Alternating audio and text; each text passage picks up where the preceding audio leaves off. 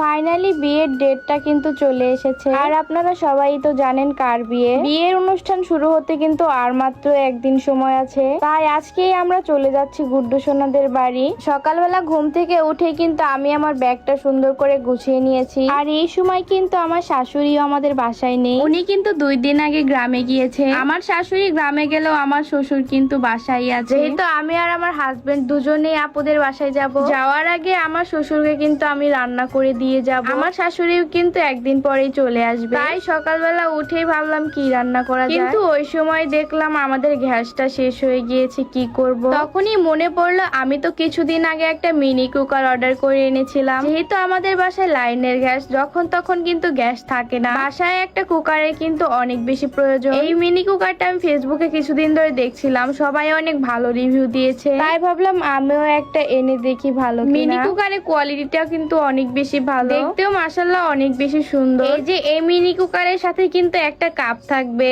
আর একটা চামচ থাকবে, সাথে কিন্তু অনেক মজবুত একটা ঢাকনাও আছে। বড় রাইস কুকারের মতো কিন্তু এটার ভিতরে এই যে সুন্দর একটা ছাঁকনি আছে। এইটাই কিন্তু যে কোনো খাবারই রান্না করা যাবে, ভাত, তরকারি, নুডলস, খিচুড়ি সবকিছুই কিন্তু এইটাই করা যাবে। তাই আমি ভাবলাম এটার মধ্যে আজকে খিচুড়ি রান্না করে দেখি কেমন হয়। এই যে আমি চাল আর ডাল ধুয়ে নিয়েছি, সাথে পেঁয়াজ আর মরিচও কেটে নিয়েছি। আজকে খিচুড়িটা কিন্তু মাখিয়ে রান্না করব। পরিমাণ মতো লবণ দিয়ে দিয়েছি, একটু পরিমাণ হলুদের গুঁড়া আর একটু পরিমাণ মরিচের গুঁড়া দিয়ে দিয়েছি। খিচুড়িটা কিন্তু আমি সরিষার তেল দিয়ে রান্না করব, কারণ সরিষার তেলে খিচুড়ি অনেক বেশি ভালো লাগে আমার কাছে। সবগুলো মশলা দিয়ে আমি ভালো করে মেখে নিয়েছি, সাথে কিন্তু আদা রসুন বাটাও দিয়েছিলাম, ভিডিও করতে ভুলে গিয়েছি তাই দেখাইনি। সবগুলো জিনিস ভালো করে মাখিয়ে আমি কুকারে দিয়ে দিয়েছি। এরপরে দিয়ে দিব পরিমাণ মতো পানি। এই যে দেখুন আমার খিচুড়ি রান্নার কাজ কিন্তু অর্ধেক হয়ে গিয়েছে, এখন শুধু লাইনটা দিয়ে দিব।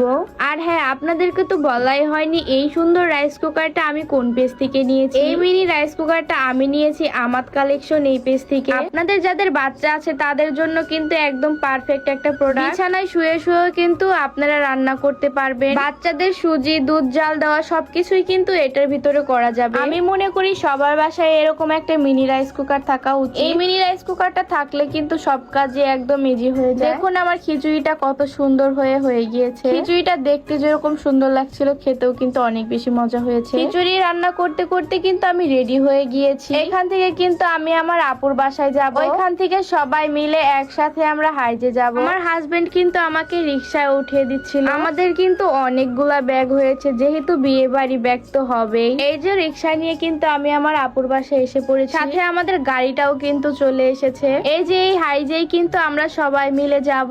কোথাও গেলে আমরা কিন্তু সবাই মিলে একসাথে যাই, সবাই একসাথে ঘোরার কিন্তু মজা অনেক বেশি। এই যে দেখুন আমাদের ব্যাগ কিন্তু গাড়িতে জায়গাই হচ্ছিল না, যেহেতু আমরা হাইস গাড়ি নিয়েছি সেহেতু আমরা সিটের মধ্যে কিন্তু ব্যাগ রেখে দিয়েছিলাম। ফাইনালি আমরা রওনা হয়ে গিয়েছি গুড্ডুদের বাসায় যাওয়ার জন্য। গাড়িতে কিন্তু সবাই মিলে অনেক মজা করেছি, আমরা অনেক মজা করতে করতে চলে আসছি। এখন থেকেই আপনারা কিন্তু অনেক নতুন নতুন ভিডিও দেখতে পারবেন। সামনে কিন্তু অনেক ধামাকা আসছে, সবাই কিন্তু আমাদের পেজে ফলো দিয়ে রাখবেন। তো আজকের মতো এই পর্যন্তই, সবাই ভালো থাকেন, আল্লাহ হাফেজ।